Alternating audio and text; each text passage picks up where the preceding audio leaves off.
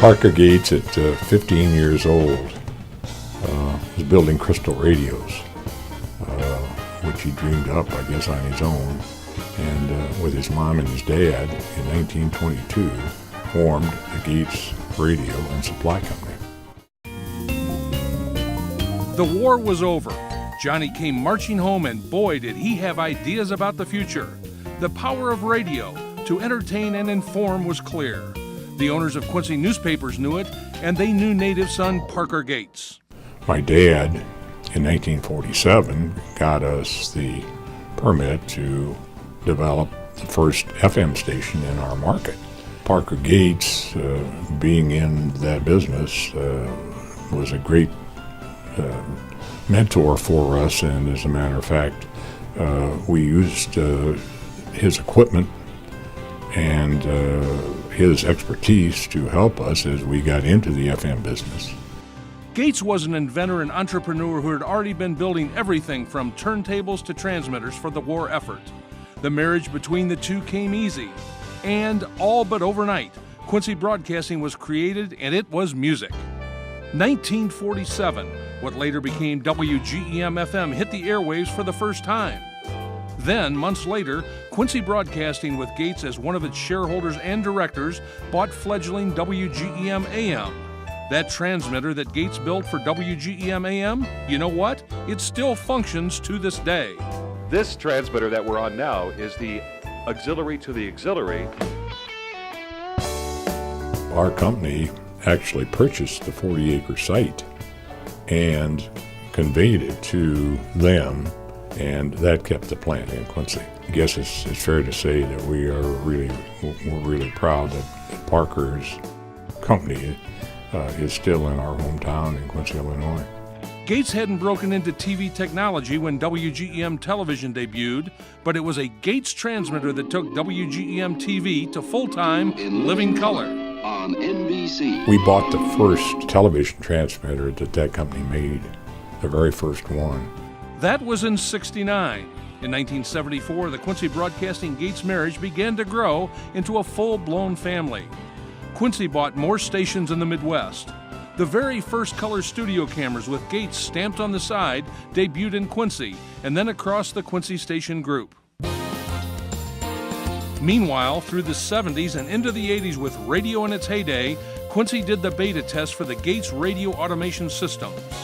Then came the thrill of live TV news on the scene. One of the very first Harris-built live vans was for WGEM in Quincy. That was in '93, followed for years with van after van at station after station. Hey, do you remember when we were in the space race back in the 60s, neck and neck with the Soviets getting to space? Astronaut John Glenn first to orbit the Earth. Well, you may recall in 1998 when, by then, Senator John Glenn went back to space. And liftoff of Discovery with a crew of 6 astronaut heroes and 1 American legend. It was Harris that produced and delivered the very first nationwide live HD broadcast of the entire event. It aired on Quincy stations. This telecast of today's launch was the first live news broadcast done in high-definition television. And Channel 27 was one of only a few stations across the country able to broadcast today in HD TV. Then came that horrid day here in New York, 9/11. America is forever changed after the worst terrorist attack in U.S. history. So many lives lost. On the very top of the World Trade Center was a Harris-built antenna for the local stations.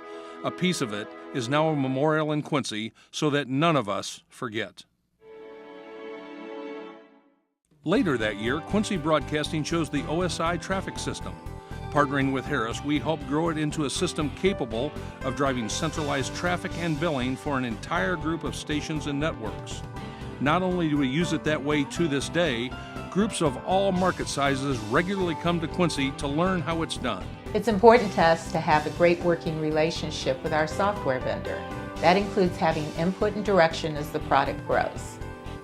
As thrilling as all of that has been, the synergy between these two companies has never been stronger than it is in the past few years. Together, we took all our stations digital. Together, we pioneered the Selenia, which allows multiple HD streams to be broadcast on a single TV channel.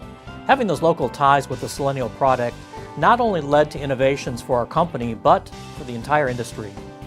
Together, we took all of our master control rooms to HD, high definition, and now are hubbing, where we operate several stations around the clock from a single room. I think Harris has been excellent with the workflow that we have in our master controls. We wanted to automate as many steps as we possibly could, and with this new current automation, they've been able to customize our steps that electronically we import a dub list, and the next thing we know, the operators are ready to QC that spot for air.